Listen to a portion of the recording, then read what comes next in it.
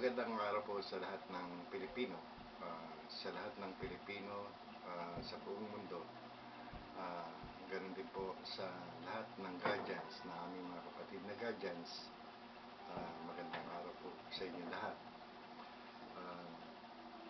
Ang Guardians of Global Warming Foundation po ay tinayo para po sa atin, sa ating lahat na Pilipino. Hindi po ito para sa amin lang.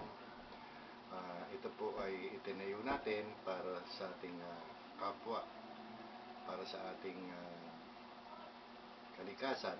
Ang ating po mga problema ngayon ang pinipilit namin solusyonan ng aming mga kapatid na guardians na kasama sa ating foundation. Ang aking pong sasabihin sa ngayon, ako po ay humihingi ng tulong sa lahat ng guardians, lahat ng mabubuting guardians na inaakala nila ay sila ay nabibilang sa mabubuting kasapi ng guardians. Ako po ay humihingi sa inyo ng tulong. Pangit na po kasi ang ating imahe. Tayo na naggumagawa ng kabutihan sa ating kapwa, na yun ang ating sinumpaan, ay napagdududahan lagi. Lagi po tayo napagdududahan na tayo gumagawa lamang ng pera. Kung hindi nyo po natatanong, lahat po ng ginagastos dito sa ating foundation ay sa amin ang gagaling, sa aming mga bulsa. Wala po kaming hinihinga ng tulong. Pero po ngayon, ang kailangan po namin tulong,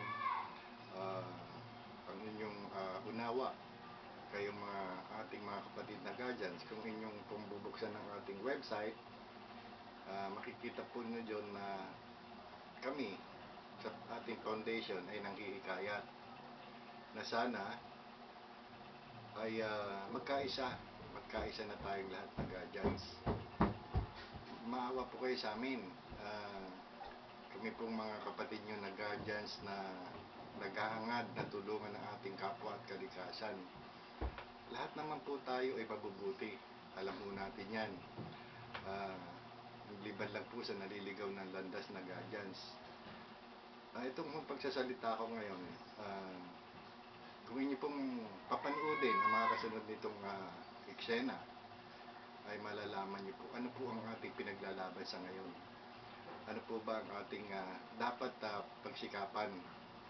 Ano po ba ang dapat nating gawin para mabuo at ma-unite natin ang 5 milyong guardians na sinasabi nating ganun na tayo karami? Kailangan po namin ng tulong ninyo. Yung aming pong inumpisahan nung tinatayo pa lang namin itong foundation, nagkaroon po kami ng konting problema dahil po sa hindi pagkakaunawaan. Hinihikayat ko po ulit yung mga dating aking kasama, bumalik po kayo, nakarehistro po kayo sa ating website. Lahat po ng ating pumirmang application ay nandiyan po sa ating website.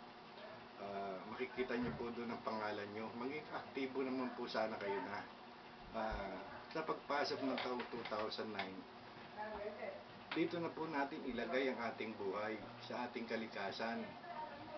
Maawa po tayo na isisilang pang guardians na napapalit sa atin. Mga isisilang pang mga anak natin, mga apo. Maawa po tayo sa kanila.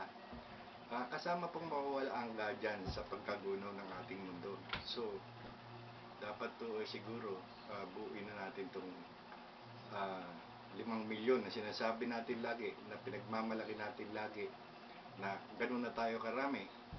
Pero bakit po parang hindi ho yata ninyo alam ang aming ginagawa? Wala pong nagtatanong sa amin, walang nagkukomento sa website.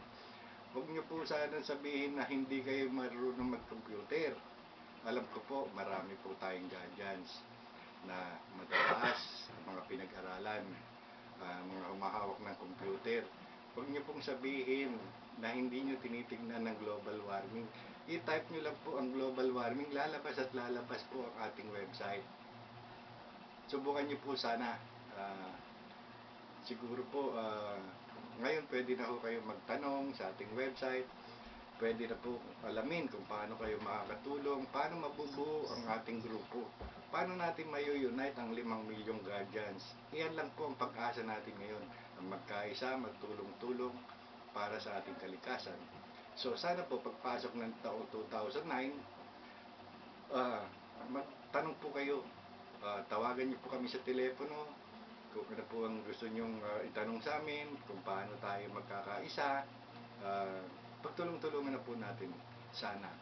At sa mga susunod na eksena po ay mapapanood nyo ang aking sekretaryo.